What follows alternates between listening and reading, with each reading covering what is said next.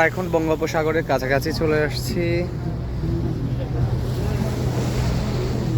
নদীর মোহনা এটা, নদীর শেষ প্রান্ত থেকে আমরা এখন লঞ্চ করে চলে যাব।